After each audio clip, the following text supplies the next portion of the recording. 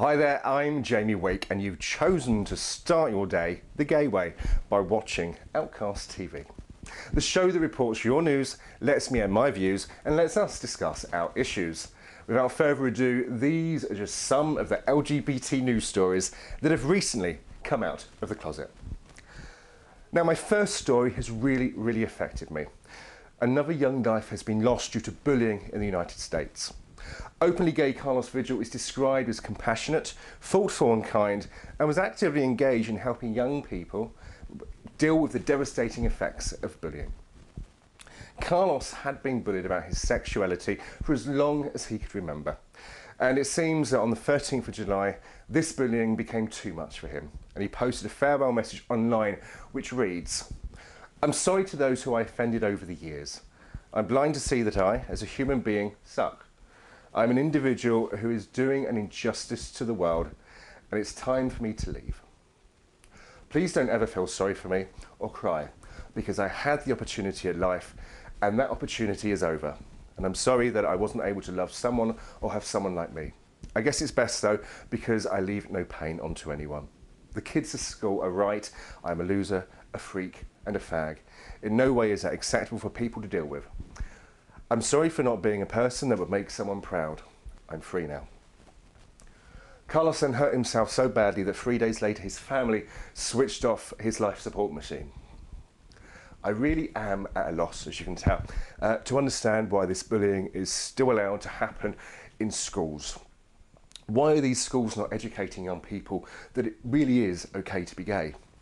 In the US, the It Gets Better campaign is successfully giving hope to so many young LGBT people, but it seems this strong message was just not strong enough for Carlos to agree that life really was worth staying around for. As we've seen over the years, this just keeps happening. People are being bullied. Thankfully in the UK we haven't had the numbers we've had in the United States, but something really has to be done. You know, we've seen very recently in the UK, we've had the equal marriage debate, and some religions are teaching that homosexuality is a sin. I guess we're used to that, but I fail to grasp that any person who places their faith into an all-loving God that teaches love can be so wicked to gay people. In the equal marriage debate, MPs and Lords cried, "Think of the children." But it's pretty obvious that many of them don't think of the children, or they would not have used some of the language and made some of the statements they did in that debate. Words really do hurt, and this needless waste of life could have been prevented if we, the adults, the MPs, our elected professionals, the church officials, the head teachers, the scout leaders, blah, blah, blah, let our gay youth know that it really is okay to be gay. Now in Mexico, well, they've elected their first gay mayor in the rough state of Zacatecas. And I'm sure I've pronounced that badly, so I do apologise if you're from Zacatecas, which is known for cowboy boots, embossed belts and drug gang shootouts. Now, even though some of that really does sound appealing, sadly this isn't an organised bluff night or a recon night, but a northern Mexican state that has been the target of a drug turf war where bodies have been found in the streets, hacked to bits, throats slit and people's heads decapitated. So now that I've set the scene, I'm pretty sure that you'll agree that at first glance, this doesn't really sound like a fairy's paradise. But 47-year-old singer Benjamin Medrano and gay bar owner assures the people he now represents that he's not going to paint the City Hall pink just yet.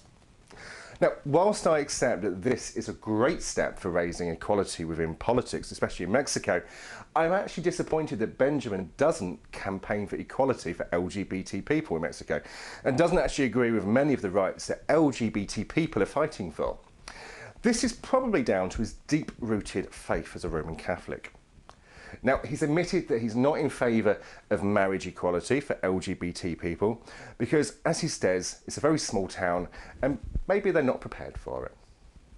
But unlike Benjamin here in Mexico, I here in the UK am very much in favour of equal marriage, as you've seen in previous videos. And that's pretty lucky since Queen Elizabeth II, our Betty, gave royal assent to the same-sex marriage bill this week, just before she goes and be a great-grandmother, I guess, so I'm glad they got it signed in straight away. But this sees the result of a long campaign by gay rights campaigners, including pride festivals in the country, the Coalition for Equal Marriage and Stonewall. Now that the bill is now in act, Marriage for same-sex couples should hopefully, and we'll wait to see exactly when, take place from next year. And I personally look forward to converting my civil partnership into marriage. So I shall get another present list for you to send presents to. And finally, an Australian gay couple will be among the first gay couples to marry under the new Marriage Act in New Zealand. Now, veterinary nurse, or vet, Paul McCarthy and teacher Trent Candler beat 300 other same-sex couples to win the Tourism New Zealand competition to be the first gays to marry under the new Marriage Amendment Act. Now, this comes into force on the 19th of August, and the marriage will not be recognised in Australia. But this hasn't deterred the happy couple, who have been together for 11 years, and say that this commitment is both historically significant and an important step in their personal lives. So congratulations to them, and actually all the couples in New Zealand about to make their commitment tying the knot. My final thought of the day is ad-libbed this week. I've been thinking about some of the news stories that I've just read to you, and it's pretty clear that we still have a little way to go. Here in the UK, we seem to be taking quite strides, which is great. There's still some inequalities to iron out, and I'm sure our day will come there. But we can look across the world now and see the very, very much damage that's being done to people because of that inequality. So wherever you're watching this from, and I know with the power of YouTube, you can take this anywhere, and there's a Pride Festival nearby. You don't have to sit there with feather boa, wigs, makeup, etc. to go and enjoy yourself. Go and make a stand. Go and stand up and celebrate the differences and the similarities that exist between us all. Equality is worth celebrating. Being gay is worth celebrating. Do it for those people that have taken their lives from bullying. Stand up to say that it really is okay to be gay. Now, that's it for this week's show, but please keep in touch, and I promise I will too. And let us know what you think about these stories and others. You can do that by email using info@outcast-tv.co.uk. Don't forget to leave your comment below, and if you're watching this through Facebook, don't forget to subscribe to our YouTube channel, Outcast LGBT TV. As usual, all of the links are coming up at the end of the show. Now, thanks for watching, and whatever your plans, keep safe, keep warm, and keep being fabulous. I'm Jamie Wake, this was Outcast TV, and you are very kind for watching. Take care, and until next time, see ya.